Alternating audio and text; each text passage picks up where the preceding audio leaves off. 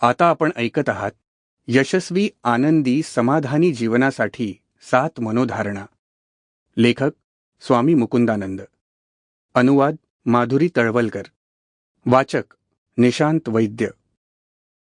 प्रस्तावना. मनोधारणेचे महत्त्व. यशस्वी जीवनासाठी कोणता घटक आवश्यक आहे? अशी कोणती एक गोष्ट आहे जी आपल्याला व्यावसायिक उत्कृष्टता, चांगले आरोग्य, कौटुंबिक सुख आणि आत्मिक आनंद बहाल करू शकते? पैसा ही ती गोष्ट नव्हे, कारण कित्येक श्रीमंत माणसे अनुत्पादक, आरोग्य चांगले नसलेले आणि दुःखी असलेले आपल्याला आढळून येतात.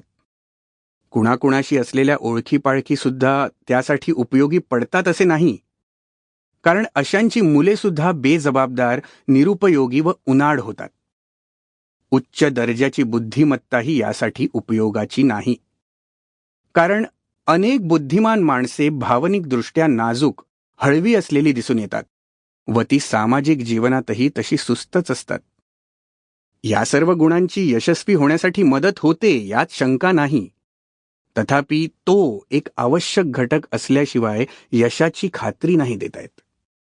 आयुष्यात काही संपादन करायचे असेल, आनंदी व्हायचे असेल आणि परिपूर्णता हवी असेल तर त्याची गुरुकिल्ली म्हणजे आपल्या भावनांवर आपला ताबा असणे. असं म्हटलं जातं की तुमची जशी पाहण्याची दृष्टी असेल तसे तुम्ही तितक्या उंचीवर पोहोचू शकता. जे आपल्या भावनांना काबूत ठेवण्यात तरबेज असतात ते अडथळ्यांना न जुमानता त्यांच्या क्षेत्रात यशाकडे झेप घेतात. विचारांची निवड करण्याची क्षमता त्यांच्या अंगी असल्याने ते विश्वास आणि प्रेरणा आपल्यामध्ये भरून घेतात आणि त्यांचा उपयोग ते आपल्या कार्यामध्ये आनंदाने करून घेतात. मोठी आव्हाने पेलताना देखील ते निग्रही राहतात आणि आपली मूळची आनंदी वृत्ती धारण करतात. बौद्धिकदृष्ट्या आणि मानसिकदृष्ट्या खंबीर असलेल्या वीरवृत्तीने आश्चर्यकारक यश संपादन करणाऱ्या व्यक्ती आपल्या बांधवांमध्ये ताठ मानेने वावरतात. काही जण असे म्हणू शकतील की हे लोक नशीबवान असतात, पण खरं तर कोणत्याही परिस्थितीत टिकून राहिलेला त्यांचा प्रबळ दृष्टिकोन हाच हा मोठा फरक घडवून आणतो. उलटपक्षी स्वतःच्याच विचारांमध्ये गुरफटणारी माणसे एक कोश तयार करतात. अशी माणसे पुन्हा पुन्हा अस्वस्थता, औदासिन्य, चीड या भावनांना गोंजारत बसण्यातच आपला मूल्यवान वेळ वाया घालवतात. अशा नकारार्थी भावना त्यांच्या आरोग्याचे नुकसान करतात. त्यांच्या मित्रमंडळींमध्ये ते नावडते होतात आणि त्यांचे कामही ते धडपणे करू शकत नाहीत. म्हणजेच त्यांचे स्वतःचे मनच त्यांचा सगळ्यात वाईट शत्रू बनते. त्यांच्या वैफल्याचे कारण हे त्यांचे निराशाजनक विचारच असतात, हेही त्यांच्या लक्षात येत नाही. आपल्या विचारांमधली ही कमतरता लक्षात येते तेव्हा मनाला कुरतडणाऱ्या या विषादावर कशी मात करावी हे त्यांना माहीत नसते. ते असेच म्हणत राहतात की आमचे भाग्य कधी उजळणारच नाही, पण प्रत्यक्षात भावनांचे व्यवस्थापन योग्य तऱ्हेने करता न आल्याने त्यांचा जीवन प्रवास व्यर्थ ठरतो. आपला दृष्टिकोन सुधारण्यासाठी आपल्याला पुढील गोष्टींची गरज आहे. 1.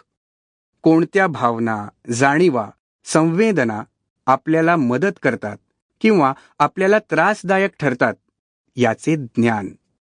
2.